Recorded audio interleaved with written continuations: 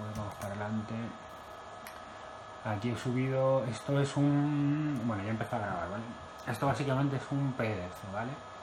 Que son como los resúmenes de un curso que di, que seguramente vosotros hayáis visto, algunos hayáis hecho ya, de hecho, porque creo que uno de vosotros de hecho lo menciona. Básicamente hay un curso que es súper famoso de Coursera, eso es. Lo tienes ahí en favoritos ya, creo. ¿Ah, sí? Ahí está, efectivamente. Que es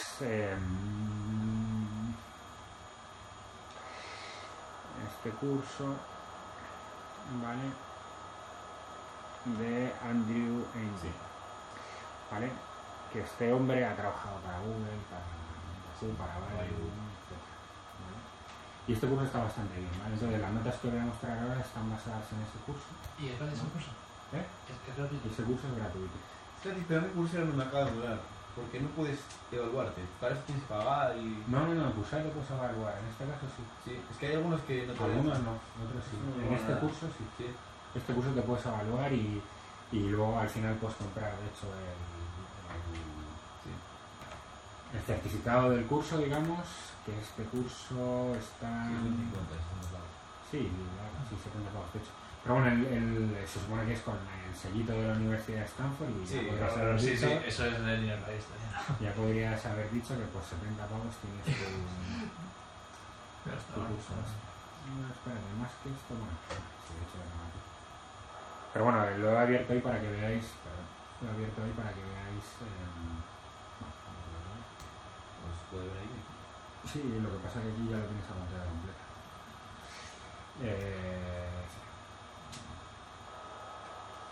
Vale, bueno. Ay, perdón. Pongo la mano hacia atrás. Vale. Bueno, pues eso, están ahí las notas, es un poco las notas de ese curso y tal, y si lo queréis hacer, lo que pasa es que ese curso se tarda tiempo. Sí, sí, tarda. ¿Tú lo hiciste? No. Se tarda tiempo y a mí me llevó, no sé, por lo menos un mes, ponte. Y más también. Bueno, depende de cuánto tiempo le dediques y todo. ¿Cuántas semanas son? Suelen ser 3 meses. ¿Sí? Pues, vale. Entonces, bueno, digamos que esto es una versión muy... Las notas, pues es una versión muy resumida de lo que hay, también por el nivel que tenéis vosotros, que sois capaces de aprender cosas más rápidas.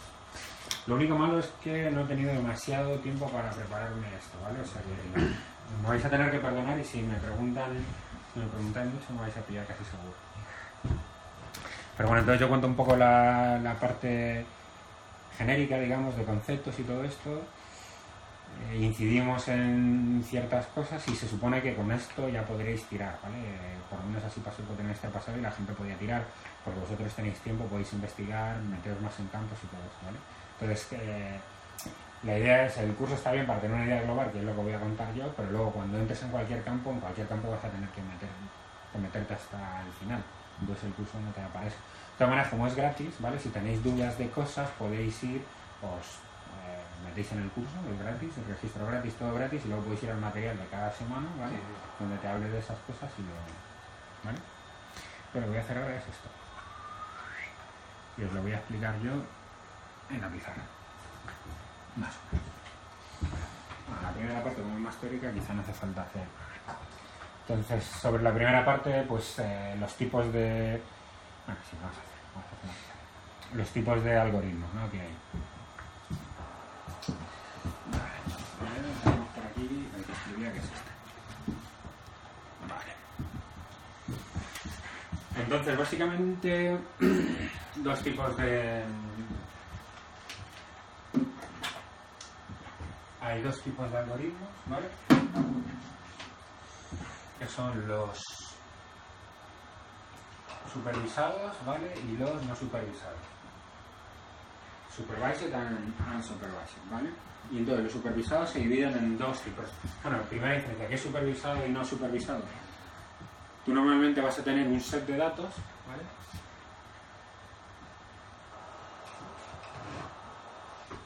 Y aparte vas a tener o no una variable de control, ¿vale?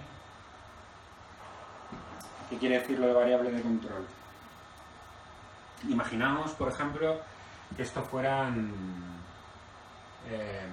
la estimación de los precios de las casas, por ejemplo, ¿vale? Entonces, si esto son la estimación de precios de las casas, pues las distintas columnas serían el número de habitaciones, el número de metros cuadrados del piso en total, la situación, la distancia al centro, bueno, la situación, distancia al centro, etcétera, ¿no? Ciertas variables que tendrías, ¿vale? Entonces, si tienes una variable de control, es decir, lo que tú quieres estimar, ¿vale? Entonces sería, por ejemplo, si tú quieres estimar aquí, pues tendrías, por ejemplo, el precio de la vivienda, ¿vale? Entonces, en función de estos datos, intentarías estimar el precio de la vivienda, ¿vale? Entonces, en el supervisado, lo que intentas es estimar una variable basándote en estos datos, ¿vale? En el no supervisado, lo que tendrías, por ejemplo, es... no tendrías la variable de control, digamos, que es la que te va a medir el error. El error respecto de lo que yo quiero estimar será el error de cada uno de estos datos, ¿vale? Bueno, la suma del error de cada uno de estos datos menos mi predicción, digamos, ¿vale? Pues en el caso de los no supervisados, pues no tienes esta variable de control que te va a decir cómo de bien estás ajustándote, y lo que harías, por ejemplo, que es una cosa que hemos estado hablando, sería, por ejemplo, un agrupamiento, ¿no? Pues simplemente en estos cogerías este set de datos y entonces agruparías y verías viviendas que tienen el mismo tipo de variables, es decir, pues viviendas que serían pequeñas, localizadas en el centro y no sé qué, ¿vale? Pues eso sería el no supervisado, ¿vale? No tienes nada de control, es un poco más... ¿Vale? Entonces, de supervisado hay dos tipos, ¿vale? De supervisado hay dos tipos, que es el de regresión y el de clasificación, ¿vale? Y de supervisados está el de clustering y el de diversos, digamos, clustering y non-clustering diversos, digamos, ¿vale? Que hay muchas cosas, que es el reconocimiento de voz, por ejemplo, se podría decir que es no supervisado, bueno, depende cómo se haga, pero bueno, depende de cómo se haga, pero bueno, vale, entonces, nosotros para Machine Learning aplicado a finanzas, normalmente utilizaremos los métodos clásicos, digamos, que serían regresión, clasificación y clustering. Vale, diferencias entre regresión y clustering. Vale, en regresión tú lo que haces es estimar una variable que es continua. Continua quiere decir que alcanza un rango de valores grandes, digamos. Por ejemplo, en precios de casa, pues pueden ser desde 100.000 hasta 300.000, es decir, es un continuo, ¿vale? En clasificación lo que haces es estimar también valores, pero en realidad es eso, son grupos, ¿vale? Entonces puede ser A, B, C, 1, 2, 3, 4, ¿vale? Entonces tú lo que haces es estimar a qué grupo va a pertenecer, por ejemplo, ¿vale? Entonces, por ejemplo, regresión, por lo que estamos hablando, pues esto puede ser el precio de la casa, pues entre 100.000 y 300.000, en función de mis datos iniciales, pues voy a decir que va a valer 250.000, ¿vale?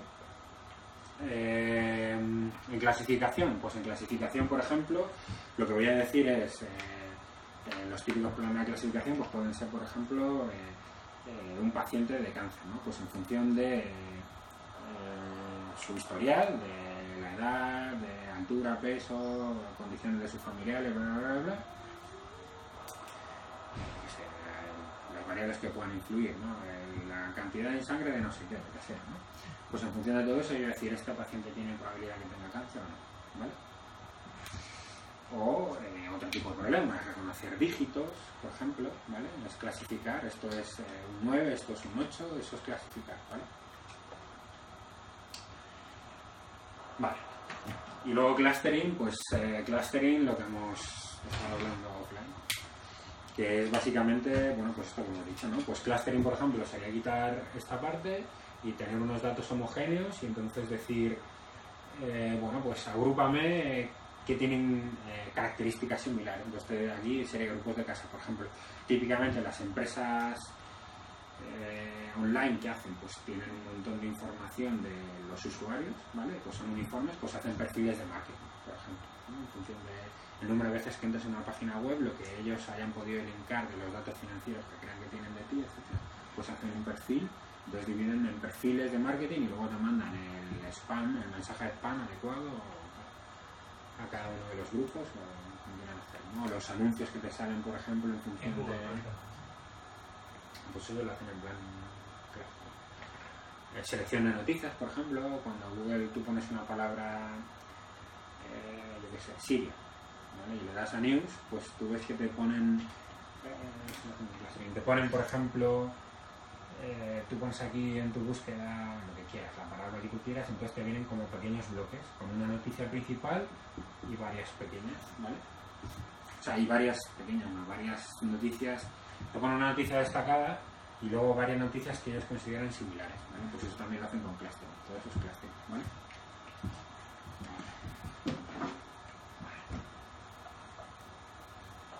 Entonces nosotros pues vamos a ir explicando un poco por encima, ¿vale? Dando las ideas generales de la parte de regresión, de clasificación y de clustering, ¿vale? Bueno, el clustering es lo que menos me da tiempo a mirar, así que bueno, No, clustering es lo que hemos visto antes. sí, lo que hemos visto antes, que es la parte más fácil, pero es verdad que no me ha dado tiempo a mirarme una parte. Las matemáticas que También las matemáticas del Camins es sumar y dividir. sí, pero no me acuerdo. Es Quiero decir, como no lo he hecho, es medir la distancia e ir ajustando los centros en función de la distancia mínima. eso es, pero es que no me acuerdo. Sí, yo no lo recuerdo porque nunca lo sabía. Si quieres te enseño lo de antes, que le estaba mandando. Sí, no, eso luego lo podemos poner aquí, de hecho, para que se vea. Pero digo las matemáticas, que era el sumatorio, cómo Es medir como los centros. calcular un centro de masas. Es la misma. Sí, es la misma idea, ya lo sé, no sé. Pero cómo mides el J, el error. Bueno, lo vemos. No hay error porque no es pulverizado. Sí, pero entonces, ¿cómo ajustas el centro? ¿Cómo ajustas el moverlo? El error puede ser la suma de las distancias a los centros. Bueno, pues luego vas a salir tú y no lo cuentas. Venga, entonces vamos con...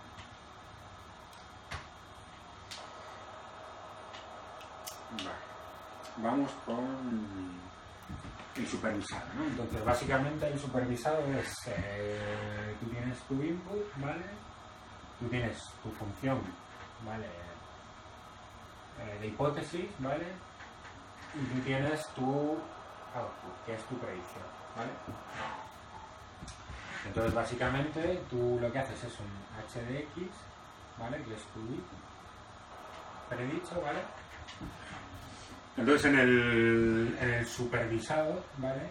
Tú lo que vas a hacer al final es definir una función de error, digamos, que es en lo que se basa, ¿vale?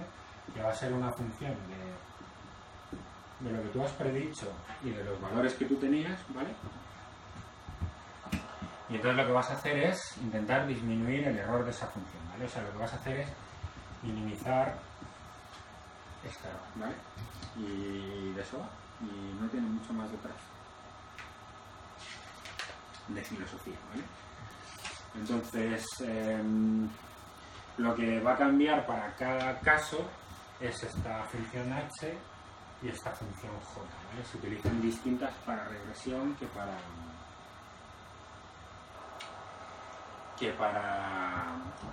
clasificación, ¿vale? Tanto h como j cambian en cada caso. Entonces,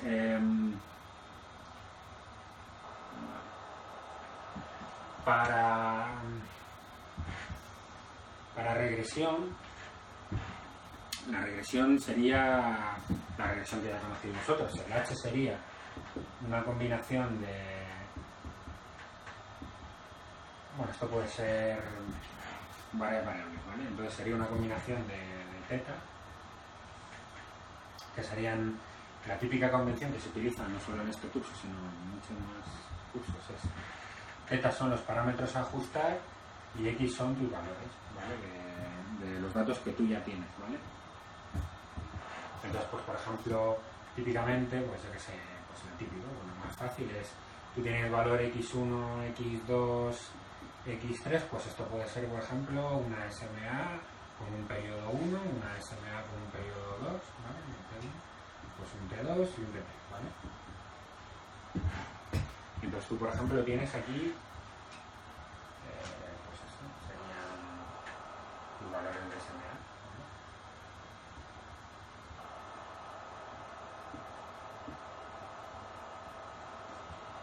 ¿vale? Entonces aquí tendrías un grupo de valores, ¿vale? Y aquí tendrías lo que quieras predecir. Imagínate que en este caso, vamos a meter un valor general, pero imagínate que quisieras, en valor de los, bueno, es un poco raro este ejemplo, pero bueno, digamos que quisieras incluso, o sea, quisieras predecir el propio precio, ¿vale? Que no tendría mucho sentido, pero bueno. Solo por el ejemplo de, por poner este ejemplo, ¿vale? Entonces tú tendrías, pues dirías que tu función sería, pues que digamos que tú piensas que va a depender de forma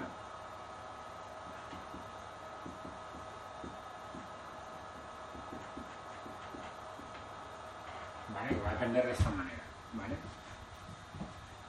Es importante que cuando tú piensas en la linealidad del problema de los ajustes, ¿vale?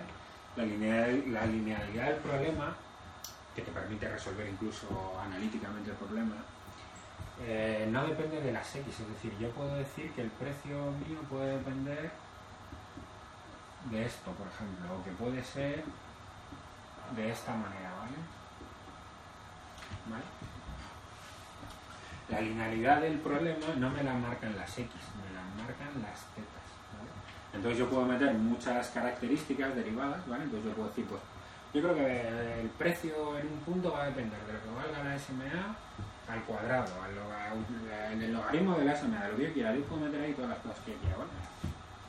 Y el problema va a poder ser fácilmente resoluble porque sigue siendo lineal en teta, es decir, para que tuviera problemas a la hora de resolverlo, o sea, esto se podría resolver incluso analítico, para que tuviera problemas al resolverlo tendría que utilizar teta cuadrado, pero bueno, en principio la gente no hace eso, porque hay un caso complicado. Vale, entonces eso, en principio pues esto es pues, una regresión lineal, ¿vale? Entonces, ¿cómo harías tu función J? ¿Vale? O sea, tu función H sería lo que hemos hablado, pues, bueno, que esto se podría escribir de forma matricial como es teta por X, ¿vale? Aquí el vector. Entonces, ¿cómo definirías el J? Pues esto que lo veíais en la escuela, pues el J se puede, es decir, la función del error. J es el típico nombre que se le da a la función de error, ¿vale? Pues tu J, por ejemplo, en este caso se puede definir como un error medio, ¿vale? El error cuádrico medio, ¿vale? De una manera especial. Pero bueno, esto es lo de menos, o sea, la idea es tener una idea superficial de lo que es Está aquí la fórmula, si no quieres copiar. Sí, pero bueno, como está enfocando la cámara yo no lo veo. No puedo hacer. Tú lo que me dirás es tu predicción en cada punto, o sea, en cada uno de estos puntos tú vas a tener, o sea, por ejemplo, aquí tienes el precio, bueno, estoy guardando un poco. En esta columna era el precio y digamos que aquí tendrías lo que tú has predicho, ¿vale? Entonces tú lo que vas a ver es la suma de cada uno de los errores de lo que tú has predicho, ¿vale? Y eso te definiría un J, y este J ya te depende solo de los parámetros, pones un J de teta, ¿vale? Porque ya has hecho la suma, ya no depende de X, ¿vale? Entonces, bueno, pues esto no tiene mucho misterio porque ya lo que habéis visto, pero bueno, esto entra como un método de... Entonces esto incluso tiene solución analítica, como sabéis, habéis estudiado en la escuela. Pero bueno, aquí lo que se utilizan, digamos, aquí la novedad, digamos, serían los métodos para calcular esto. Pues en vez de, por ejemplo, normalmente como aquí vas a tener muchas características, vas a tener muchos parámetros, la resolución lineal, o sea, la resolución analítica de la escuela, lo que utilizas para resolver la regresión lineal, tardaría mucho en aplicarse porque implica la inversión de matrices, etcétera, ¿vale? Entonces lo que se utilizan es, bueno, se utiliza un método, ¿vale? Que es la minimización de J, ¿vale? Es el encontrar el mínimo de J. Entonces se utiliza un método que se llama el método de gradiente, ¿vale? Entonces, ¿en qué consiste el método del gradiente? buscar el gradiente, pues tú lo que haces es tu teta, o sea, el conjunto de todos los parámetros, ¿no? Lo calculas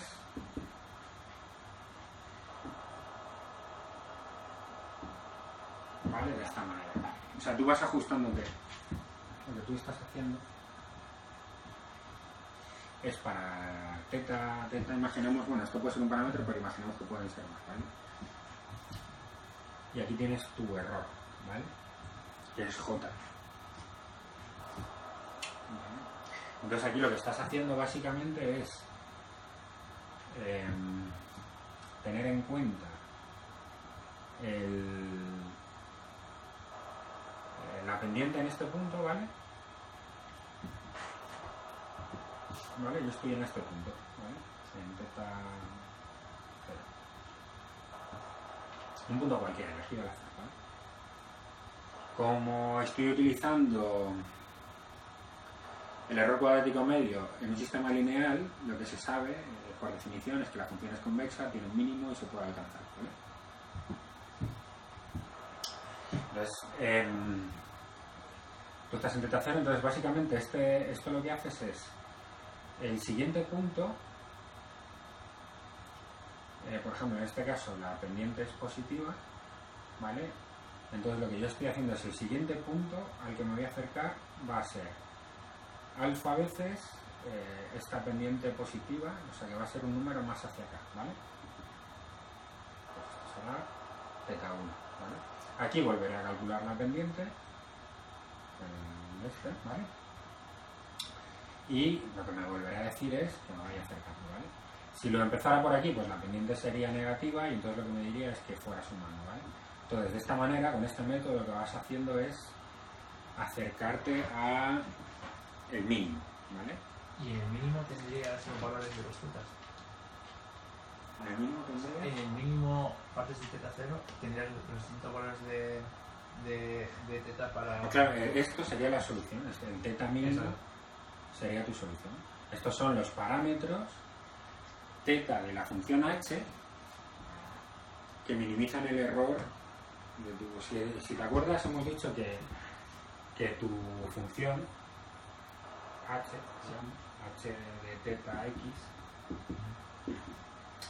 que lo que tú estás prediciendo sería teta 0 más teta 1 por x1 más teta 2 por x2, ¿vale? Entonces, esto lo estoy escribiendo, digamos, de forma genérica, esto pues, no es un teta en concreto. Tú aquí lo que encontrarías es la combinación de teta 0, teta 1, teta 2, ¿vale? Que minimiza tu función, ¿vale? O sea, esto es una simplificación en una dimensión, digamos, para que se vea, para que visualmente se vea, pero esto mismo ocurre con n dimensiones, ¿vale? Entonces tú aquí, x1, x2, esos son los valores que tú tienes, por ejemplo, en este caso, el número de habitaciones, para que sea más sencillo, como en una casa. Pues el número de habitaciones, la distancia al centro de la ciudad, cuando más cerca del centro, mejor en general, ¿no? Entonces estos valores tú los vas a meter, ¿vale? Y te va a salir aquí una predicción. Para cada una de las casas que tú tienes, una casa, metes aquí x1, x2, y me sale un precio, ¿vale? Entonces este precio lo vas a comparar con el precio real, ¿vale? Según el J que hemos visto antes, que es el error cuadrático medio, entonces aquí te va a salir la suma de todos estos errores de las casas, ¿vale?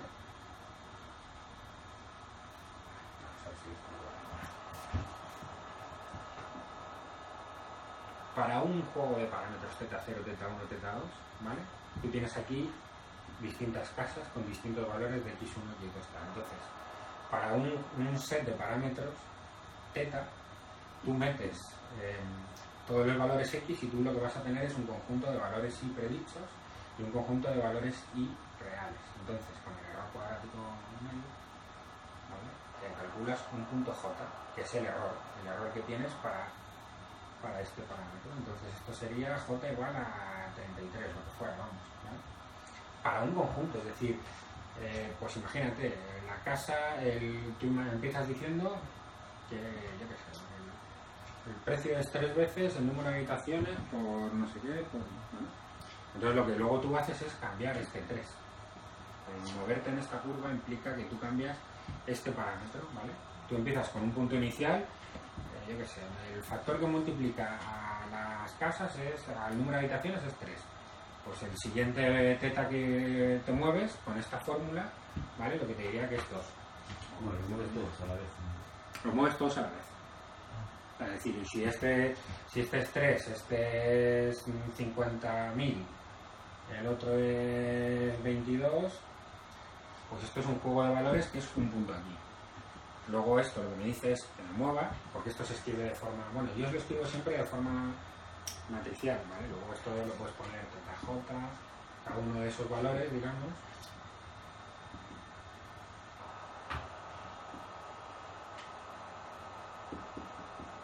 Cada uno de esos valores se calcula independientemente, ¿no? Pero bueno, no es tan importante, o sea, es importante que sepáis lo que hay detrás, pero no es tan importante el detalle porque esto normalmente es lo que ya viene programado, lo que te cargas como una librería, lo que hay que saber es lo que significa y lo que quieres detrás.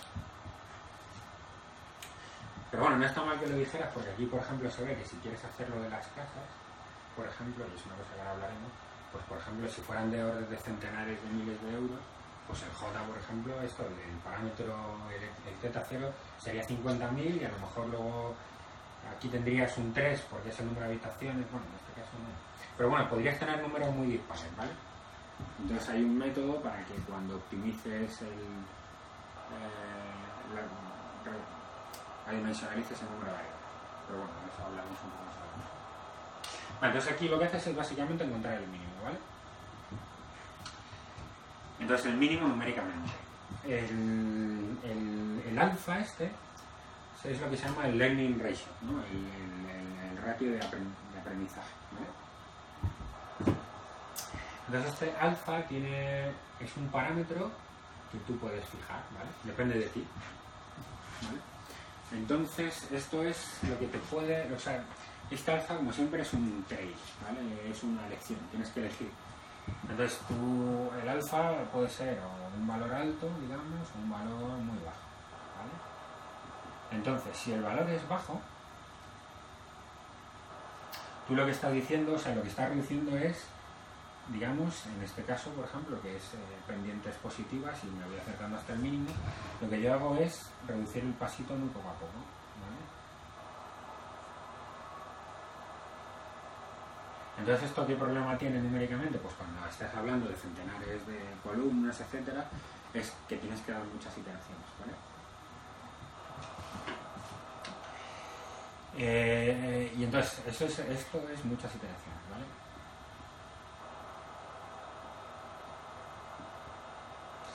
Si el alfa es muy alto, pues si el alfa es muy alto, el mundo nunca es muy fácil. Entonces, si el alfa es muy alto, lo que tú estarías haciendo es dar pasos grandes. Entonces, por ejemplo, te podrías ir aquí, ¿vale?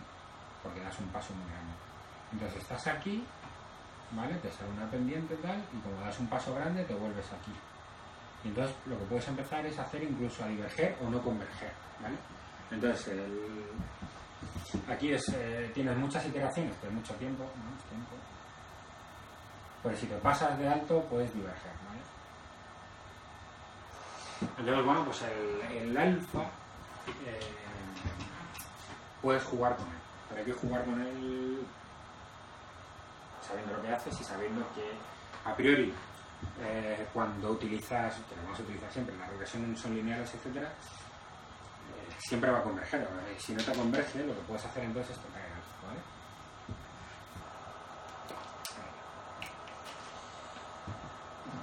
Pero bueno, esto más o menos ya lo habéis utilizado, sabéis cómo es, porque de la escuela. Pero quizá el método de este es lo que no sabéis, ¿vale?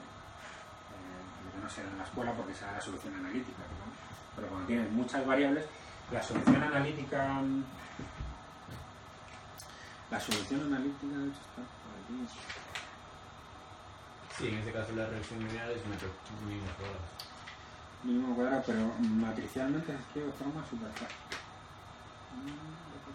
Es la inversa de la matriz por ella misma traspuesta.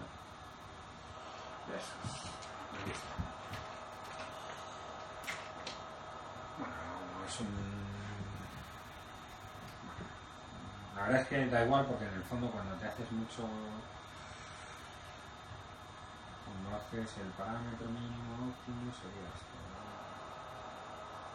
La inversa por la traspuesta por tus valores, ¿vale? Entonces la historia que tiene esto, ¿vale? Es que estás utilizando dos traspuestas y una inversa, ¿vale? Entonces cuando tienes muchas columnas, muchos datos, mucho número de datos, pues eso computacionalmente se convierte en un infierno, ¿vale? Entonces por eso la gente utiliza esto. Claro, la historia está en cuando paras, ¿vale? Porque aquí el mínimo, si das pasitos muy pequeños, puedes acercarte al mínimo. Bueno, esto es numérico, nunca llegas al mínimo del todo, ¿vale? De esta manera tienes el mínimo, claro, bueno, pero como hemos hablado, computacionalmente puede ser muy costoso. Luego veremos cómo se gestiona, cómo ve lo del mínimo. Vale.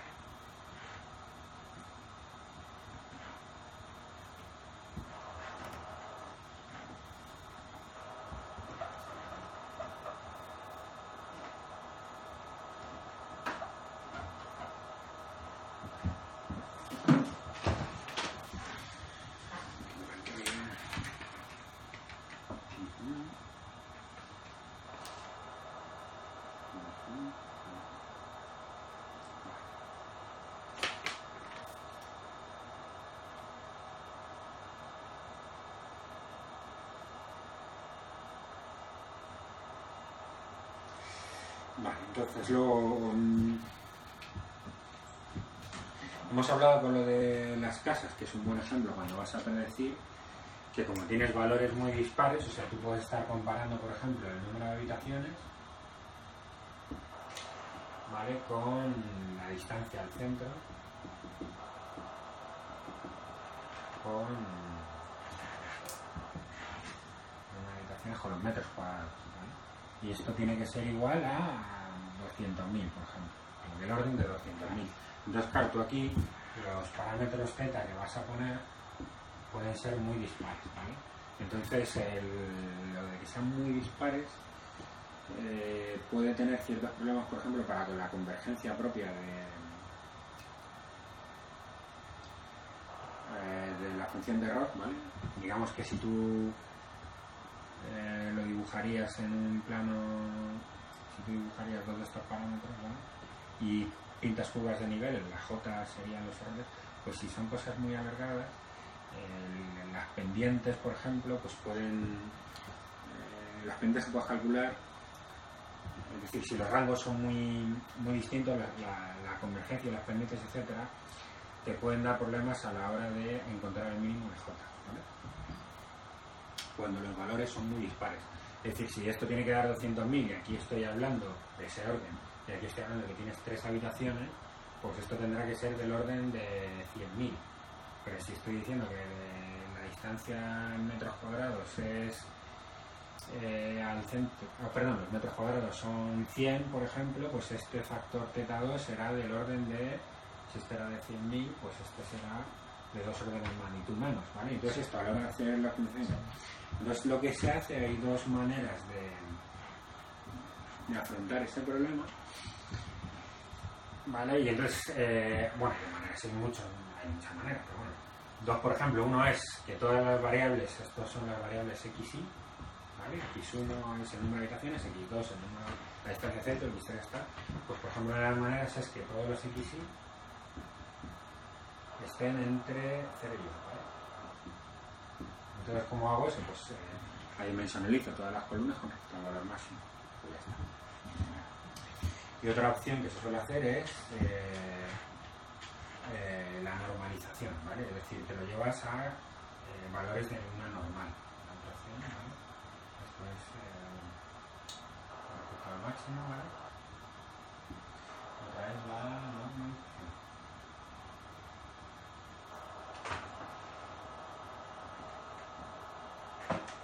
Vale, entonces la normalización lo que haces es lo divides entre la media de cada uno de los parámetros, ¿vale? Y entre la desviación de cada uno de los parámetros, ¿vale? Entonces todo te va a quedar entre lo que sería lo típico de la normal, ¿vale? Entre una normal estándar, pues sea cosas más allá de -2, todo tiene que entre -2 y 2, por ejemplo. Pero todas las variables, ¿vale? O sea, todas las variables van a estar en un rango de una distribución normal, ¿no? Entonces esto va a hacer que estos parámetros sean los que tengas, todos son más o menos del mismo orden, y eso ayuda a la convergencia del método. O sea que una de las primeras cosas cuando tienes tablas de datos con métodos muy dispares que nos puede pasar a nosotros, por ejemplo, cuando tú tienes SMAs es del mismo orden que el precio. Por ejemplo, una RSI, ¿no? Una RSI es de otro tipo de orden, ¿vale? Entonces, una de las primeras cosas que se hace será normalizar, si quieres hacer regresiones para encontrar parámetros. ¿Y se normaliza siempre? ¿No se adimensional? O sea, ¿puedes elegir entre los dos? Puedes elegir, puedes elegir lo que tú quieras. Puedes hacer lo que quieras. Sí, pero es bueno que las variables ya sean adimensionales. Por ejemplo, si tienes en vez de usar el precio es mejor intentar averiguar los retornos. Sí, pero quiero decir, aunque intentes averiguar los retornos, de lo que tú partas, la SMA, el RSI, un estocástico, lo que sea, ¿vale? Van a tener variables muy distintas. Una SMA, por ejemplo, estás hablando del precio de Colonial, pues es 1.3. Pues las SMA serán del orden de 1.3, un euro y pico que puede costar la acción, ¿vale? Mientras que un RSI es hasta 100, por ejemplo, digamos, entre 0 y 100. Entonces la disparidad de los parámetros que tú estás utilizando. Entonces, para que no tengas problemas de que un parámetro es 2 órdenes de magnitud mayor que el otro, que eso puede tener problemas a la hora de converger, ¿no? Pues lo que haces es adimensionalizar cada uno de tus. Si estás analizando los datos, por ejemplo, financieros de una empresa, los beneficios, solamente los beneficios no es una buena variable de entrada, porque tú puedes tener una empresa que tiene 100 millones de beneficios y otra que tiene 1 millón, y la que tiene 1 millón es mejor que la otra porque tiene menos pérdidas. Entonces, tienes que comparar, pues... Eso que dices tú es totalmente cierto, pero eso es un detalle por encima de esto, digamos. Eso es como el primero, porque eso es el entendimiento de los datos. Claro, sí. Y luego cuando te pones a lo que es la resolución pura numérica, pues ya eso ya lo tendrías que tener hecho. Pero bueno, aquí esto es muy cierto, es decir, lo primero que hay que ver es cualitativamente qué datos son interesantes utilizarlos y cómo. Y una vez que ya numéricamente tienes, por ejemplo, pues la gente utiliza el PER, por ejemplo, el Price to Earnings o cosas así, que es lo que tú dices a dimensionar. Eso está. Y luego, una vez que tienes todos esos datos, aún así, claro, que sean dispares entre sí. Y entonces aplicarías la normalización, o utilizar máximos. Si quieres hacer, por ejemplo, clustering, como lo que hicimos antes, si tienes en una variable que los datos son 20, 19, 21, y la otra variable, aunque esos datos sean adimensionales, como lo que decimos ahora, si en la otra variable son 0, 0,1 y 0,2, si estuvieran aquí dibujados sería pues casi una línea y sería muy... Los datos de la variable, que es 0, 0,1, 0,2, no influirían casi nada a la hora de... No, porque están demasiado... Claro. Sí. Y luego, por ejemplo, has dicho tú, ¿cuál de los dos? Yo normalmente intentaría ir a la normalización, porque si utilizas el máximo puede que sea muy alto, ¿vale? Digamos que sería un outlier en el caso de una distribución normal, pues tú podrías tener aquí un valor, ¿vale? Entonces, ¿qué pasa? Que si es un outlier, o sea, que es un valor, imagínate, normalmente, yo qué sé, los precios de las casas que estás viendo en la zona van entre 0, o sea, bueno, entre 100.000 y 300.000, y de repente hay una que vale 2 millones, porque tienes ahí una casaza de no sé cuántos casos. Entonces, si utilizas el de 2 millones, que es un orden de magnitud mayor, digamos, pues ya casi todas las variables van a ser un orden de magnitud que no es lo que querías. Entonces es mucho mejor normalizarlas, ¿vale? Porque las vas a normalizar y tal, y de repente tienes uno, pues que es eso, pues 5 veces lo normal, o 7 veces lo normal, o sea, pero solo es un dato y casi todos están en el mismo orden de magnitud.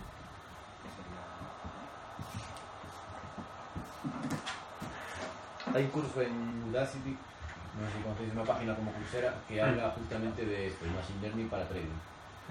No es muy práctico, pero sí que dice cosas y entiendes mucho y está muy bien. ¿Pero la que utiliza Python? Usa Python, sí. Tiene como 3 partes, la primera es solo programación y las otras 2 son más teóricas y más de concepto y entender lo que estamos viendo.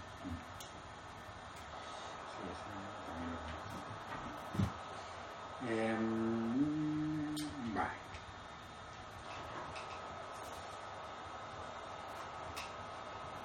para empezar y tal está bien porque es visual y es los vídeos, pues se los tíos hablando, pero luego si ya vas más como independiente y tal, si te coges un libro vas mucho más rápido con eso.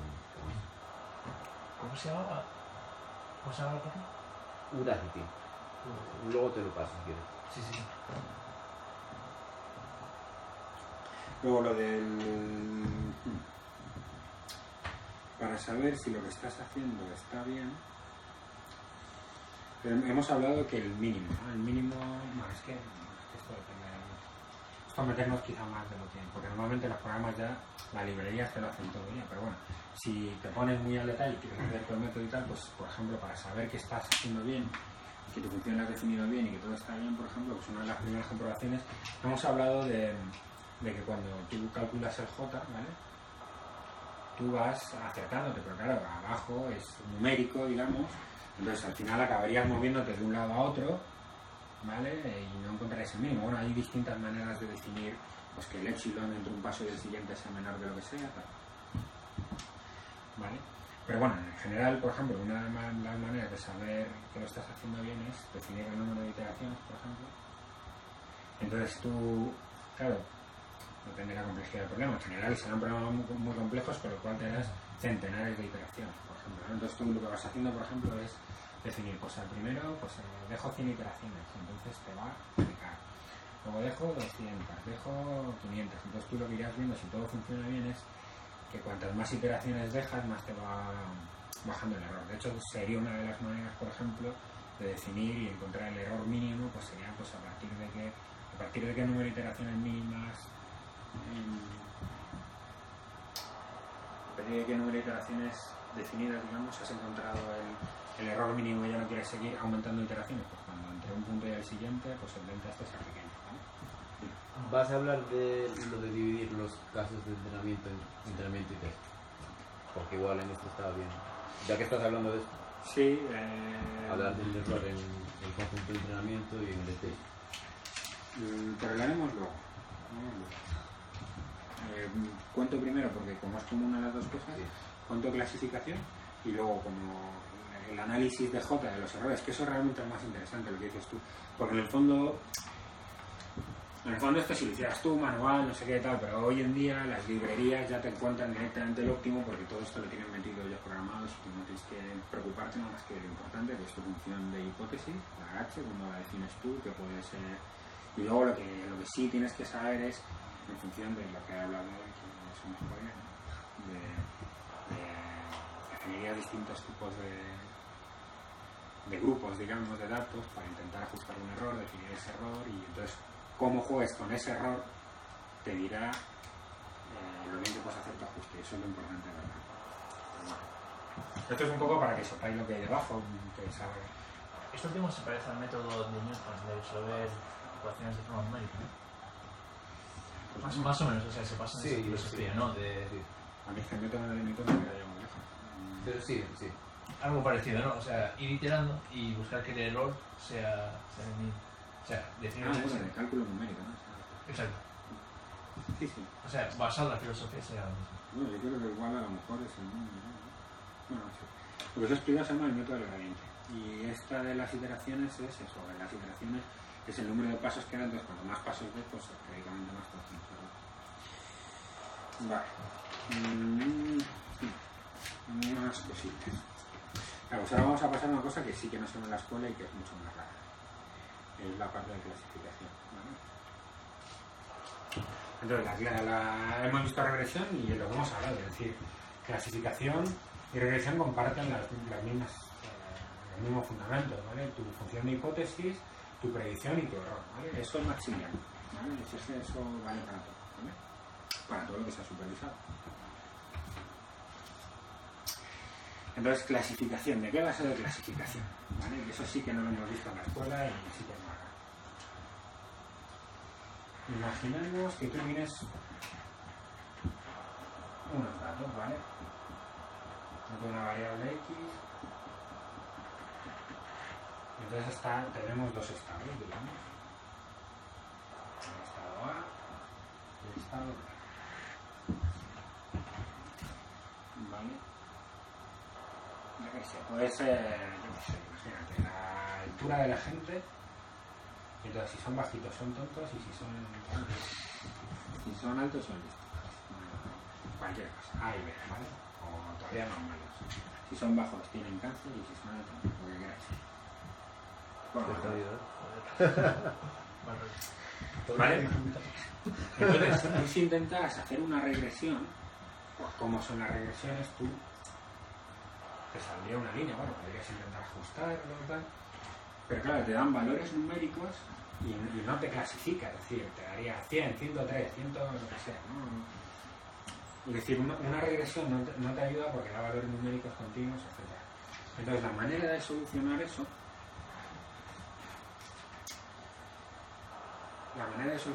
es definir una función especial, ¿vale? Que se llama función logística o función sigmoidea, ¿vale? Que tiene esta pregunta. Bueno, la función sigmoidea, vamos a ver, la función sigmoidea es esta. 1 partido de 1 más 6 elevado a 0. Que si te pintas esto, cuando z vale 0, ¿cuánto vale? 0. ¿Vale? Bien. Cuando z tiende a menos infinito, ¿vale? 0. Y cuando tiende a infinito vale 1. ¿Vale? O sea, es una función que tiene este paso, ¿no? Vale. Entonces, ¿esto qué te hace? Pues esto te clasifica, ¿vale? Entre dos estados, el 0 y el 1, ¿vale? Como una especie de switch, ¿vale? Te clasifica en los extremos, por aquí en medio no, ¿vale? Entonces, este tipo de función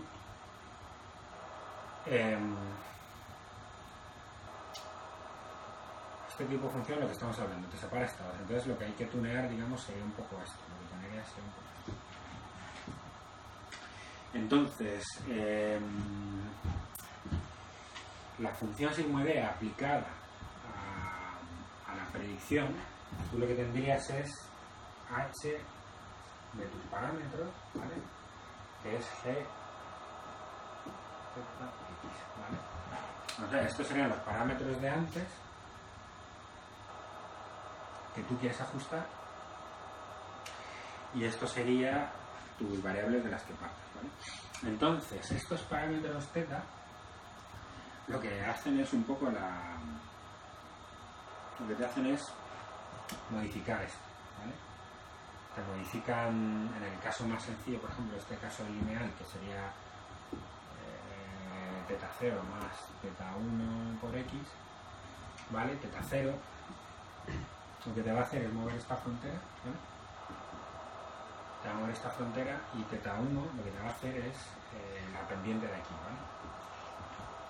Entonces digamos que, es decir, este estado hemos dicho, o sea, inicialmente hemos dicho esto del estado de clasificación A y B, pues aquí por ejemplo, pues esto está en la altura de 1, venga, te vamos a dejar sin cáncer. ¿Tú cuánto me das? 1,70, por ejemplo, ¿vale?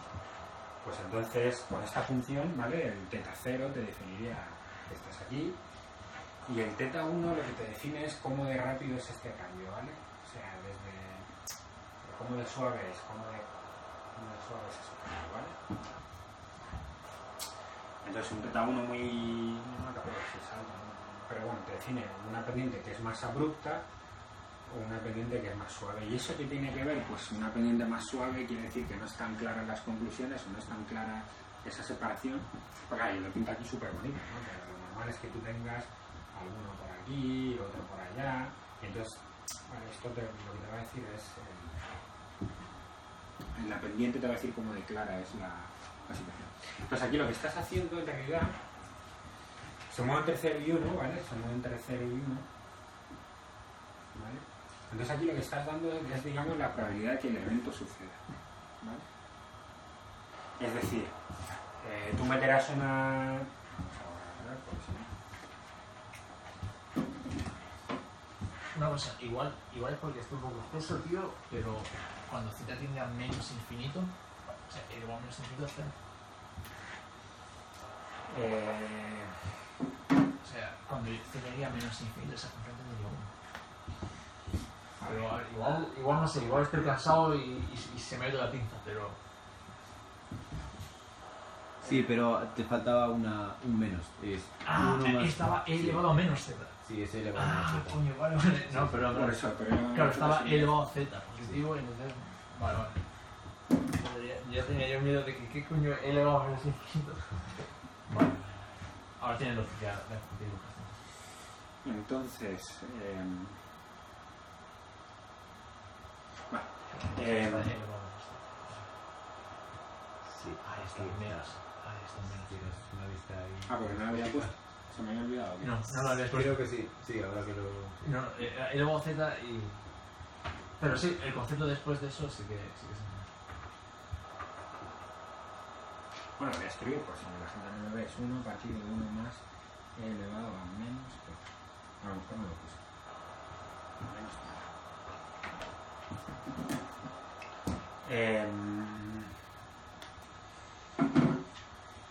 Sí, lo que estamos hablando. Vale, pues va entre 0 y 1, ¿vale? H es mi predictor, ¿vale? Y va entre 0 y 1, entonces H es, digamos, como la probabilidad de que suceda ese evento directamente, ¿vale? Entonces, si te sale, hemos dicho que pasa por el 0,5 en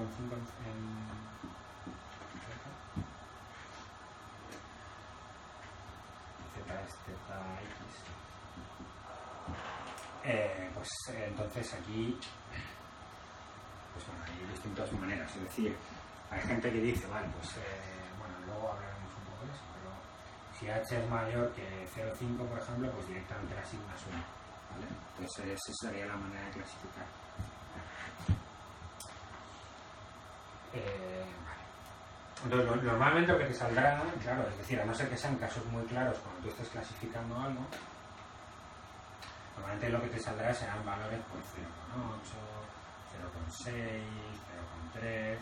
Entonces esto es un poco lo que te voy a decir es la probabilidad de que algo suceda, entonces tú luego eso como lo metes en cada uno de los grupos, ¿vale? Es decir, el X, si esto es el X, ¿vale? Pues excepto que estés en un caso bastante extremo, ¿vale? A la hora de clasificar, pues te moverás propiamente, ¿vale? Vale, entonces hay ciertas propiedades curiosas de esta función, ¿vale?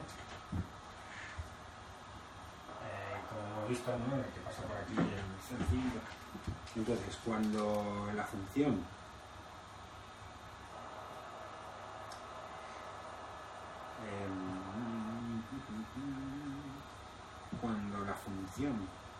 es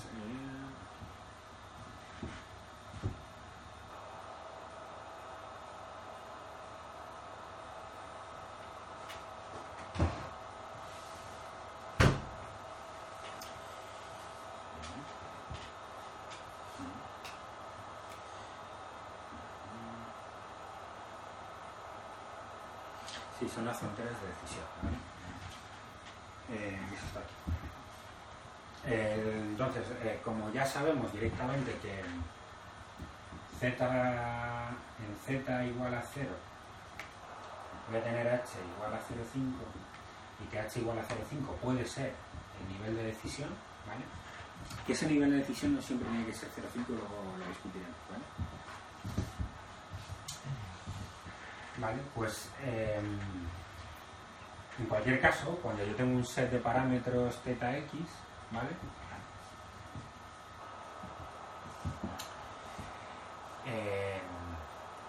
Yo directamente puedo saber dónde está mi frontera de decisión. ¿Qué quiere decir mi frontera de decisión? Pues como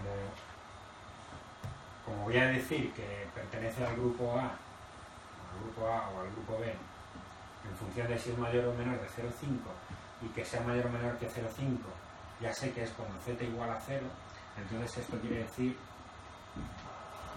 que θx sea igual a 0, ¿vale? Entonces cuando θx sea igual a 0, es decir, si yo tengo unos parámetros x, puedo encontrar los θ que me hacen esto 0, entonces encontraría la frontera de decisión, ¿vale?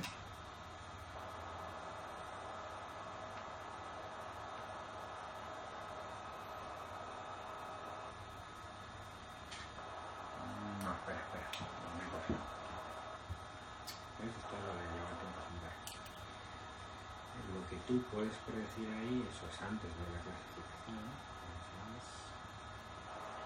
tú predices x1 y x2, ¿no? Entonces tienes unos teta, entonces te dice la frontera para ese teta. Te dice la frontera para ese teta, porque ahora no estamos hablando de errores. Es decir, yo por ejemplo, para poner un caso ejemplo, ¿no? Pues viene ahí las slides, pero si estás dos casos A y B, ¿vale? Que son dos tipos de, pues yo qué sé, que tienes una enfermedad y que no tienes una enfermedad y depende de dos parámetros, ¿vale? Tú, ¿vale? Entonces tú puedes pensar, bueno, imagínate que es de este estilo, ¿no? Circular. Entonces tú lo que la frontera de decisión, digamos, es esta, ¿vale? Que es lo que te separa un caso del otro, ¿no? En este caso que es muy sencillo, los casos reales no, porque en los casos reales aquí tendrías un circulito, no sé qué. Caso ilustrativo.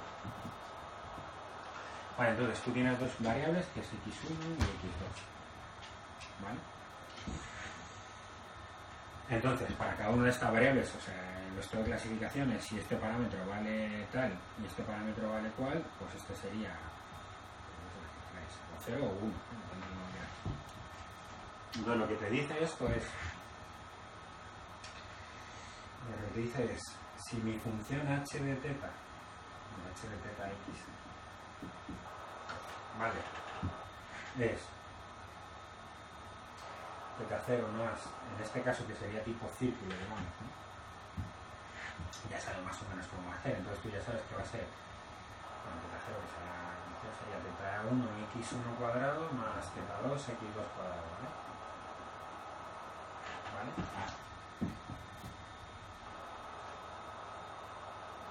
Si lo haces más radial es más fácil de ver, yo creo. Bueno, da igual, porque al final lo que se trata de decir esto es que al final tú tendrías una ecuación, digamos, cuando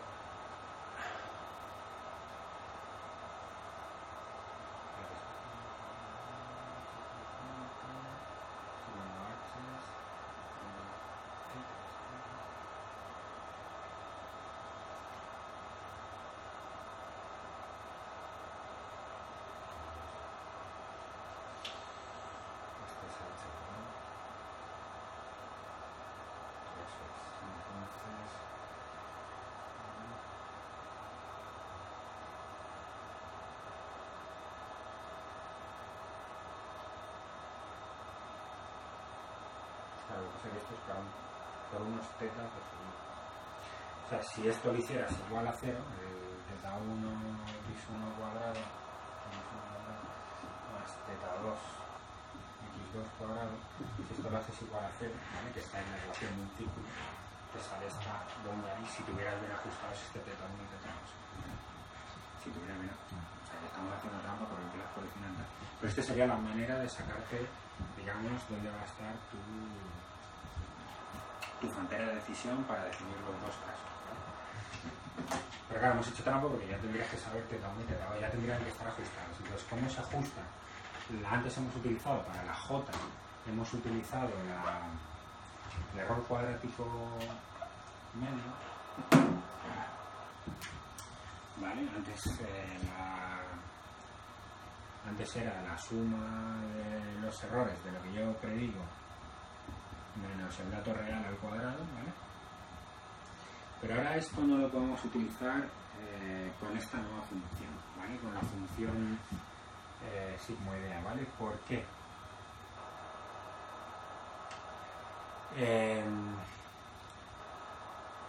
Porque ahora no es lineal, de hecho, como hemos visto antes, y entonces ahora lo que sucede con esta función h de teta es que sería una función no convexa y entonces no sería fácil converger y tienes mínimos y tendrías mínimos locales, etcétera, ¿vale? O sea que antes hemos visto que h de teta normalmente es una combinación lineal de parámetros, teta 0, no sé qué, pero ahora h de teta x, ¿no? Es 1 partido de 1 más e elevado a 3. Entonces esta función, si yo hiciera, o sea, si yo metiera estas predicciones, ¿vale? Que vienen de esta función.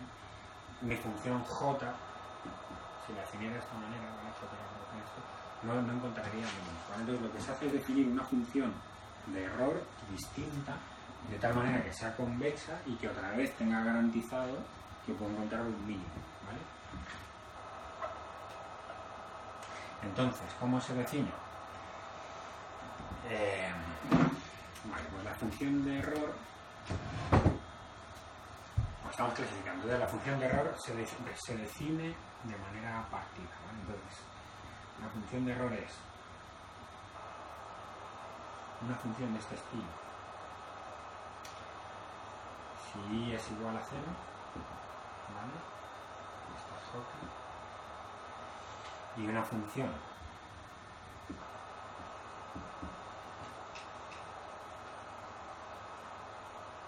de este estilo si i es igual a 1. Y ahora lo explico. ¿Vale? Es decir, si estoy en el grupo A, en el caso este, ¿vale? Que este caso es 0 y esto es 1. Hemos dicho que h se mueve entre 0 y 1.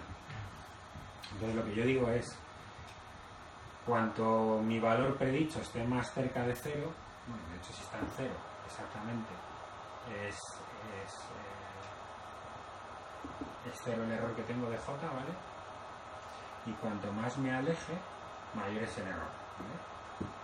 Entonces esto tiene este tipo de función, se basa en una función logaritmo, digamos.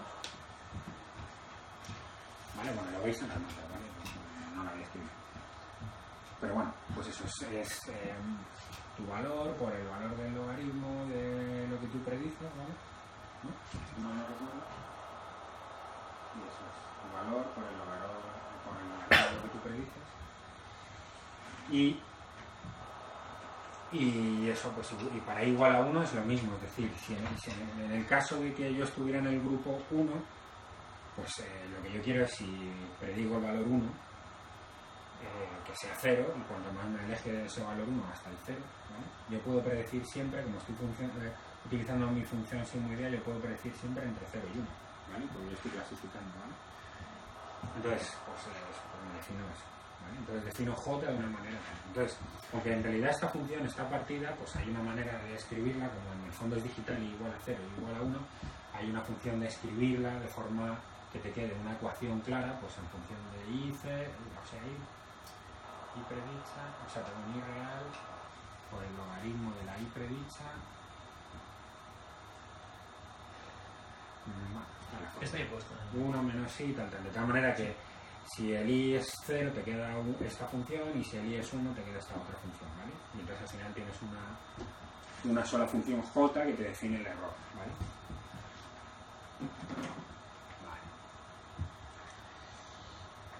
Entonces al final la clasificación, que parece algo muy exótico, pues al final la clasificación se reduce a una función, ¿vale? Que está entre 0 y 1, ¿vale? Y un error que me va a decir cómo alejado estoy del caso que me tiene que tocar, ¿vale? O sea que al final, como en el caso de regresión, las funciones son un poco más exóticas, pero al final tengo mi predicción, en el caso de una regresión, pues son en función de teta, pues x1, teta 0 por x1, más teta 0 por x1, o sea, teta 1 por x1 cuadrado, etcétera, ¿no? Y en el caso de que sea una función de clasificación, pues h será una función sinusoidal, ¿vale? Que es 1 partido de una z porque tiene... Hay otras maneras de definirlos, ¿vale? Que lo veréis, el SVM, por ejemplo. Bueno, pues se utiliza Machine Learning, no sé qué es eso. Pues yo qué sé, la puedes definir pues, con una función rectangular, pues hay ciertas cosas, ¿vale? Pero bueno, la inicial es esta. Y entonces, bueno, pues al final, una vez que tienes J y una vez que tienes H, pues nada, lo único que tienes que hacer es, o sea, una vez que tienes H y una vez que tienes J en ese lado, pues lo que haría sería lo mismo, ir a la optimización, ¿vale? A buscar el mínimo de J, el error mínimo, ¿vale?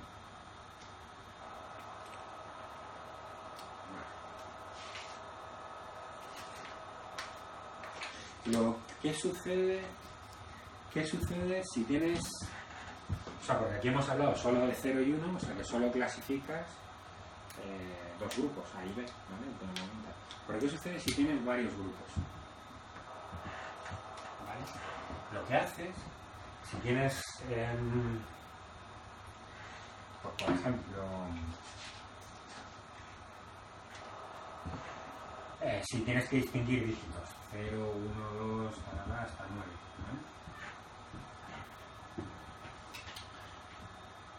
Vale, pues ¿qué haces? Pues tú lo que haces es básicamente definir una función para cada uno de esos dígitos o de esas categorías, lo que sea, ¿vale? Entonces tú te vas a definir tu función suma y todo igual, es decir, es exactamente igual, ¿vale? Entonces lo que tú vas a hacer es decirle que cuando sea 0, ¿vale? Porque hemos hablado que tiene dos estados, ¿no? Entonces tú a esta le vas a decir todo lo que es 0 es 1 y todo lo que no es 0 es 0. O sea, todo lo que no es 0 es 0, ¿vale? Entonces al final lo divides en este estado. Entonces es la manera de entrenarlas. En realidad tú tendrías la misma función y simplemente que la entrenas de manera distinta, de tal manera que a esta le digas todo lo que es 1 es un 1, todo lo que no es 1 es un 0, ¿vale?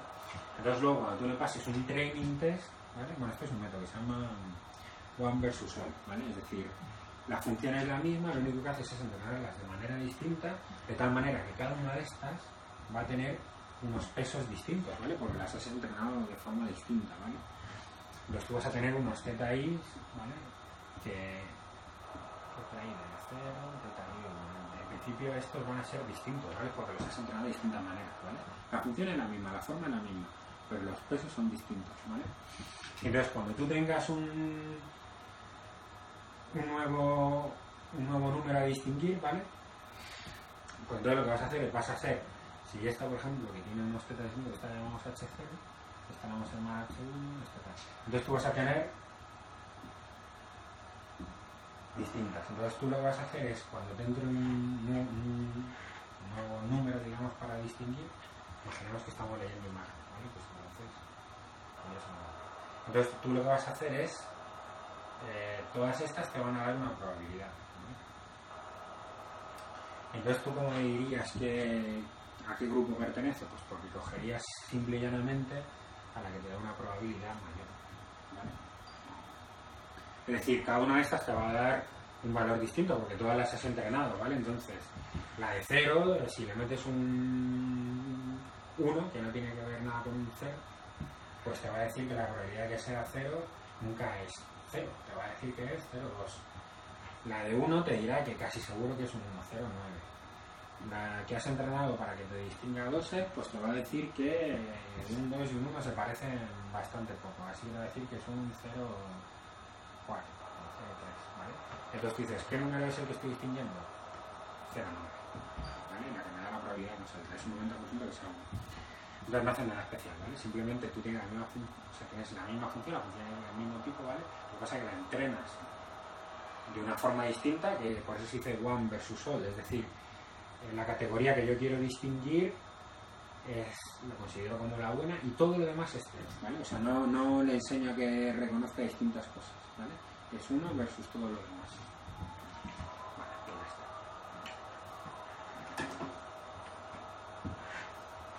Vale.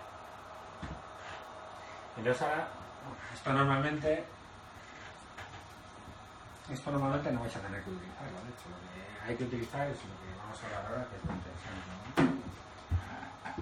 Bueno, hay una manera más, hay una cosa más que quiero contar antes de... Este grupo aquí está muy guay. Sí. Hay una cosa que quería contar antes de eso, que es lo de la regularización, ¿vale? Antes hemos hablado de normalización. Entonces esto aplica para todo. Esto lo puedes aplicar a cualquier tipo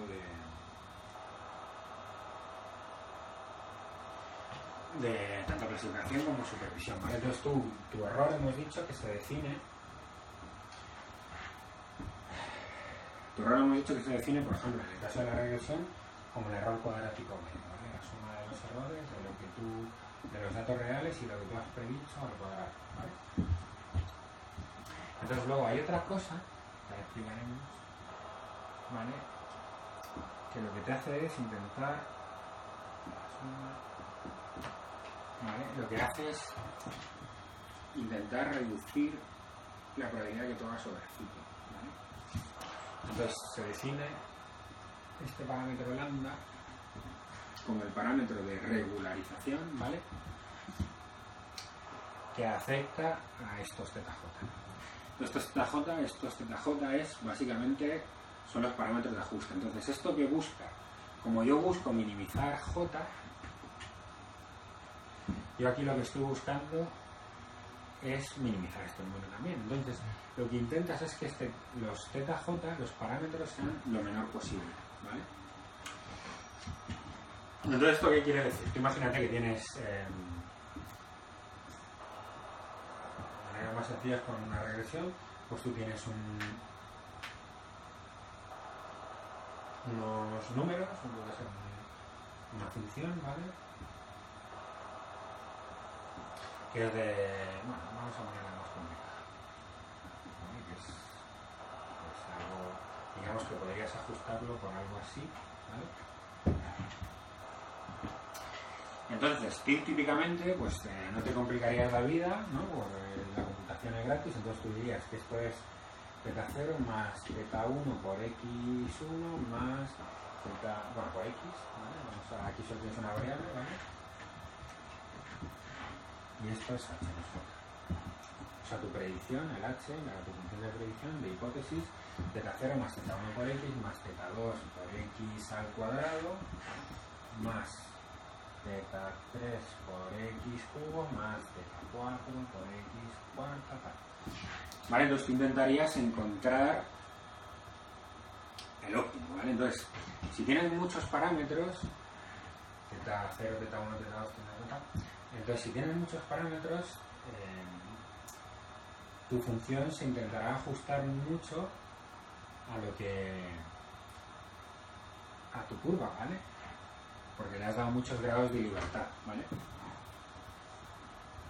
Entonces, pues en un caso extremo, digamos, si tienes 6 puntos y, bueno, 6 puntos y 6 coeficientes, pues la vas a clavar, ¿vale?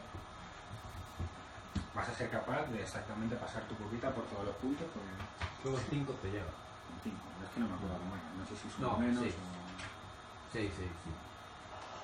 Bueno, es θ0, o sea, quiere decir el independiente más... Bueno, no es... Sí, yo creo que son 6. No me acuerdo, ¿no? Porque los puntos están juntos los parámetros. Los puntos Vale, están vale. de los parámetros, efectivamente. Entonces, pero claro, cuando tú haces esto, estás haciendo overfitting a priori, es decir, claro, tú estás haciendo pasar, como estás hablando de samples y no de tu población real, y tú lo que estás haciendo es ajustar, y aquí empezamos a hablar de overfitting, tú lo que estás haciendo es ajustar exactamente tu predicción al sample, ¿vale?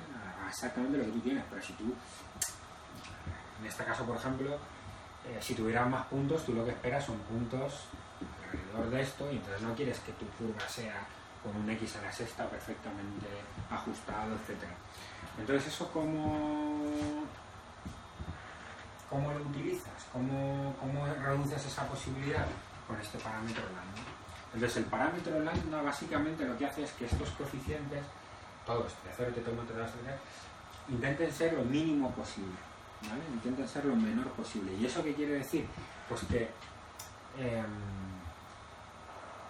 en el caso más extremo, porque el lambda este aplica a todos excepto a este primero, ¿vale?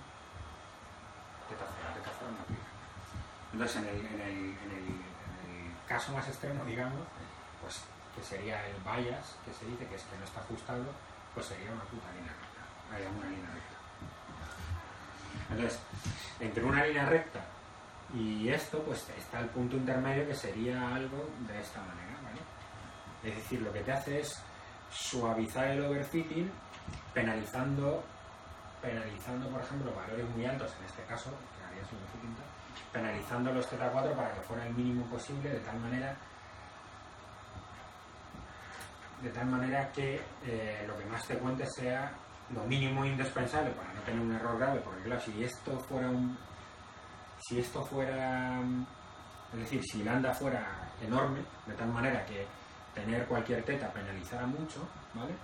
Pues tendrías el θ0 solo, ¿vale? El que te saliera, ¿vale? Pues bueno, en este caso no sería así, pues el θ0 sería la media de todos, ¿vale? Pero claro, aquí lo que sucede es que el j es muy grande, ¿vale? Porque el error es grande, ¿vale? Entonces, jugarás un poco con el lambda, cuando más sueltes el lambda, pues más se va pareciendo a, como tienes error y tal, más se va pareciendo suavemente a lo que tú esperas, ¿vale? Bueno, ahora lo desarrollo luego un poco más. No creo que me haya quedado muy claro, pero no sé si veis el concepto, Sí. Sí. ¿vale?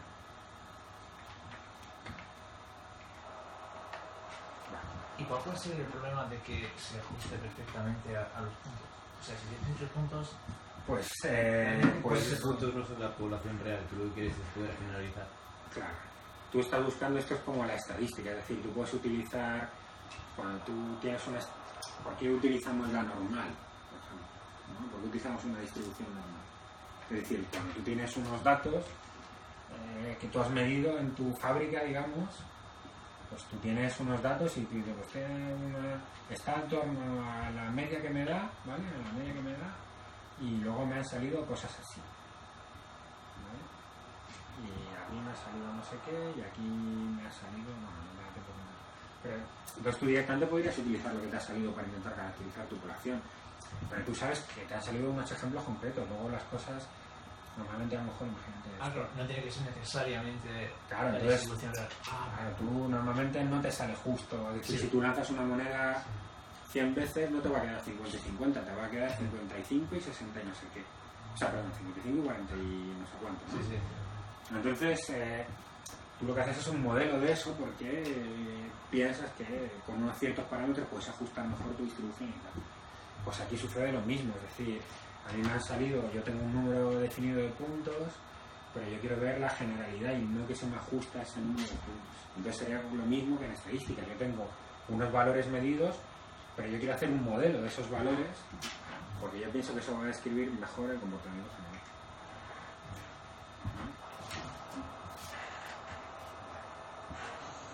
Vale, pues ese es el parámetro de regularización, ¿vale? Y eso es otra de las cosas que tenemos en nuestra mano para evitar el overfitting y el bias, ¿vale? El que ajustes mal por un lado y que ajustes mal por el otro. Pero ya vamos a dar la parte interesante. Esto, por cierto, vamos a ver cuánto llevamos grabando. 1.17. Vamos a pararlo ya porque